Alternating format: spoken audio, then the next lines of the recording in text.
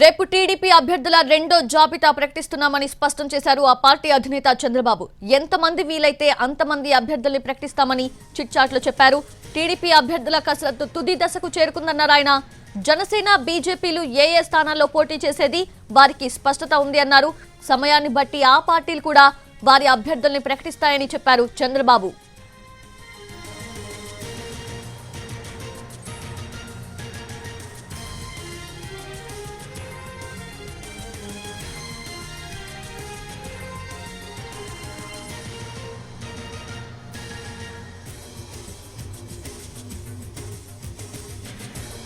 రేపు టీడీపీ అభ్యర్థుల రెండో జాబితా ప్రకటిస్తున్నామని స్పష్టం చేశారు ఆ పార్టీ అధినేత చంద్రబాబు. ఎంతమంది వీలైతే అంతమంది అభ్యర్థుల్ని ప్రకటిస్తామని చిట్చాట్లో చెప్పారు.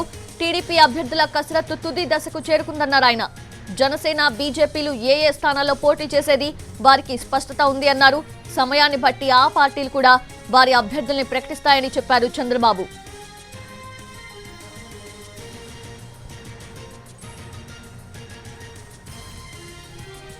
అది రేపు టీడీపీ అభ్యర్థుల రెండో జాబితాను ప్రకటిస్తామని చెప్పారు చంద్రబాబు. పూర్తి అప్డేట్స్ తెలుసుకుందాము. మా ప్రతినిధి పిఎంఆర్ సిద్ధంగా ఉన్నారు. పిఎంఆర్, మాక్సిమం అనౌన్స్ చేస్తాం రేపు అంటున్నారు. అంటే ఎంతమందిని అనౌన్స్ చేయొచ్చు రేపు?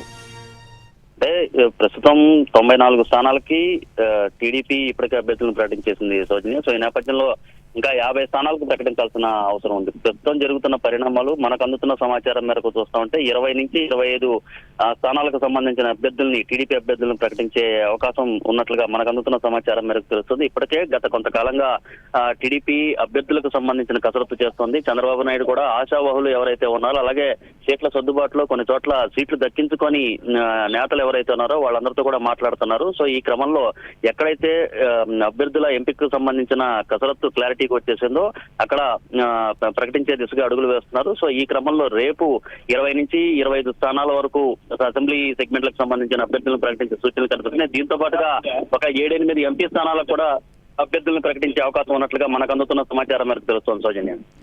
పిఎంఆర్, అంటే ఇంతకు ముందు చంద్రబాబు అనౌన్స్ చేసిన వాళ్ళలో తర్వాత స్థానాలకి సంబంధించి బలాబలాన్ని బట్టి అనౌన్స్ చేస్తామని కూడా పెండింగ్ లో పెట్టిన వాళ్ళకి సంబంధించి చెప్పారు. అయితే ఇప్పుడు ఎవరైతే ఏ స్థానాలకి సంబంధించి వెనకడుగు వేస్తున్నారు, అంటే అనౌన్స్ చేయాలా వద్దా అని చెప్పి, ఆ స్థానాలకి సంబంధించిన అనౌన్స్మెంట్ వచ్చే అవకాశం ఉందా రేపు? ఖచ్చితంగా మొన్న 94 స్థానాలు ప్రకటించే ప్రక్రియలో భాగంగా రిమైనింగ్ సీట్స్ ఎక్కడైతే ప్రకటించలేదో అక్కడ జనసేన, మరొక వైపు బీజేపీకి సంబంధించిన సీట్ల సర్దుబాటు విషయంలో కొంత క్లారిటీ రావాల్సి ఉంది నా పరిస్థితి ఉంది. కాబట్టి వాటిని వదిలేసి రిమైనింగ్ టీడీపీ ఖచ్చితంగా ఎక్కడైతే పోటీ చేస్తుందో అక్కడ ఆ సీట్లను ప్రకటించారు. సో రిమైనింగ్ 50 సెగ్మెంట్స్ ఏదైతే ఉన్నాయో వాటిల్లో టీడీపీ ఖచ్చితంగా పోటీ చేసే స్థానాలను ఇప్పటికే గుర్తించిన పరిస్థితి ఉంది. సీట్ల సర్దుబాటు విషయంలో కూడా ఇతర పార్టీలతో, ప్రధానంగా బీజేపీతో కావచ్చు, అలాగే జనసేనతో కావచ్చు క్లారిటీ వచ్చేసింది. అలాగే ఎక్కడైతే సీట్లను ప్రకటించాలనుకుంటున్నారో అక్కడ స్థానికంగా ఉండే నేతల్ని, ఆశావాళ్ళను కూడా సీట్లు దక్కించుకోలేని పరిస్థితులు ఎక్కడైతే ఉన్నాయో మిగతా వాళ్ళను కూడా సర్దుబాటు చేసిన పరిస్థితి ఉంది. కాబట్టి అందరూ సహకరించాల్సిన అవసరం ఉందని చెప్పిన పరిస్థితి ఉంది. కాబట్టి సో దాదాపు 20 నుంచి 25 స్థానాల వరకు అభ్యర్థులను ప్రకటించేందుకు ఎటువంటి ఇబ్బంది లేదని పార్టీ వర్గాలు కూడా భావిస్తున్నాయి. సో ఈ క్రమంలో ఆ 20-25 స్థానాలను ప్రకటించే అవకాశం కనిపిస్తోంది. ఇది మేజర్ గా రాయలసీమ ప్రాంతం, అలాగే ఉత్తరాంధ్ర ఈ రెండు ప్రాంతాలకు సంబంధించిన అభ్యర్థుల్ని ప్రకటించే అవకాశం ఉన్నట్లుగా మనకు సమాచారం ఉంది సౌజన్య. అయితే పిఎంఆర్, ఇప్పుడు ఆ 2025 మీరు చెప్తున్నట్లు ఆ స్థానాలకి సంబంధించి రేపు అనౌన్స్మెంట్ ఖచ్చితంగా వచ్చే అవకాశం ఉంది. సో దాంట్లో సిట్టింగ్లకి ప్రాధాన్యత ఉందా, లేదంటే కొత్త వాళ్ళకి ఏమైనా ఛాన్స్ ఇచ్చే అవకాశం ఉందా? దానికి సంబంధించిన అప్డేట్స్ ఉన్నాయా?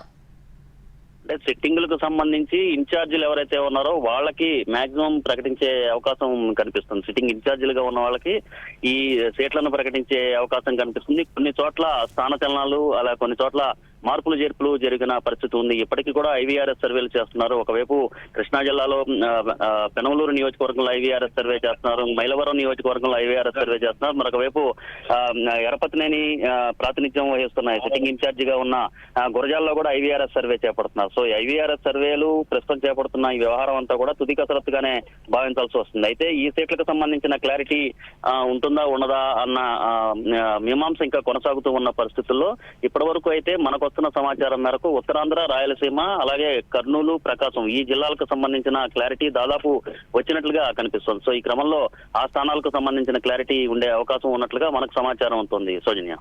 అండ్ పిఎంఆర్ కొన్ని పర్టిక్యులర్ స్థానాలకి సంబంధించి కొంతమంది అభ్యర్థులు ఖచ్చితంగా మాకే సీట్ వస్తుంది అన్న ఎక్స్పెక్టేషన్స్ తో ఉన్న వాళ్ళు ఉన్నారు. సో అలాంటి స్థానాల్లో ఏమన్నా మార్పులు చేర్పులు ఉన్న నేపథ్యంలో ఒకవేళ ఉంటే ఆ నేపథ్యం ముందుగానే అటువంటి ఆశావాహుల్ని పిలిచి ఏమన్నా బుజ్జగించే కార్యక్రమం కానివ్వండి, లేదంటే ఒక క్లియర్ స్పష్టంగా చెప్పే అవకాశం ఏమన్నా ఉందా? రెండో విడత అభ్యర్థుల జాబితా ప్రకటన కంటే ముందే తొలి విడత ప్రకటించేసిన తరువాత అభ్యర్థుల ఎక్కువ సంఖ్యలో ఎక్కడైతే అభ్యర్థులు పోటీ పడుతున్నారో ఒక స్థానానికి అక్కడ ఎవరికైతే టికెట్ ఇవ్వాలనుకుంటున్నారో చూసుకుని రిమైనింగ్ ఆశావాహులు ఎవరైతే ఉన్నారో వాళ్ళందరితో ఇప్పటికే సంప్రదింపులు జరిపిన పరిస్థితి, వాళ్ళకి నచ్చజెప్పిన పరిస్థితి ఇప్పటికే కొనసాగించారు. సో దాదాపు 20 నుంచి 30 స్థానాల వరకు స్థానాల్లో సీట్లు దక్కించుకోలేని ఆశావాహులు ఎవరైతే ఉన్నారో వాళ్ళకి ఇప్పటికే టీడీపీ అధినేత చంద్రబాబు నాయుడు, పార్టీకి సంబంధించిన సీనియర్ నేతలు కూడా నచ్చజెప్పిన పరిస్థితి, వాళ్ళని సహకరించాలని సూచించిన పరిస్థితి ఇవన్నీ కూడా ఉన్నాయి. కొంతమంది నేతలకు ఫోన్లలో సర్దుబాటు చేశారు, ఇంకొంతమంది నేతలు పార్టీకి సంబంధించిన ముఖ్య నేతలు వెళ్లి వాళ్ళని నచ్చజెప్పారు. అలాగే స్వయంగా ఇంకొంతమంది నేతలకైతే చంద్రబాబు ఫోన్ చేసి తన దగ్గరకు పిలిపించుకుని సర్దుబాటు చేసిన పరిస్థితి ఉంది, వాళ్ళని ఒప్పించిన పరిస్థితి ఉంది. నెల్లూరు జిల్లాలో ఉదయగిరి నియోజకవర్గంలో బొల్లినేని రామారావుని నచ్చజెప్పారు. అలాగే ఉంగుటూరు నియోజకవర్గం నుంచి ఆ స్థానాన్ని ఆశిస్తున్న గన్ని వీరాంజనేయులకి నచ్చజెప్పిన పరిస్థితి. మరొక వైపు పెనమలు మైలవరం సిట్టింగ్ ఇన్ఛార్జ్ గా ఉన్న దేవినేని ఉమకి కూడా నచ్చజెప్పిన పరిస్థితి ఉంది. సో ఈ బుజ్జగింపుల ప్రక్రియ కావచ్చు, నచ్చజెప్పిన వ్యవహారం కావచ్చు, ఇదంతా కూడా ఇప్పటికే పూర్తి చేసిన నేపథ్యంలో ఎక్కడైతే ఈ ప్రక్రియ అంతా పూర్తి అయిపోయిందో అటువంటి నియోజకవర్గాలు దగ్గర 30 వరకు ఉన్నట్లుగా మనకు సమాచారం ఉంటుంది. వీటిల్లో వీలైనంత వరకు రేపు ప్రకటించే దిశగానే చేస్తున్నారు. దీంతో పాటు ఎంపీ అభ్యర్థులకు సంబంధించిన ప్రకటన కూడా వచ్చే సూచనలు కనిపిస్తున్నాయి. సౌజన్య.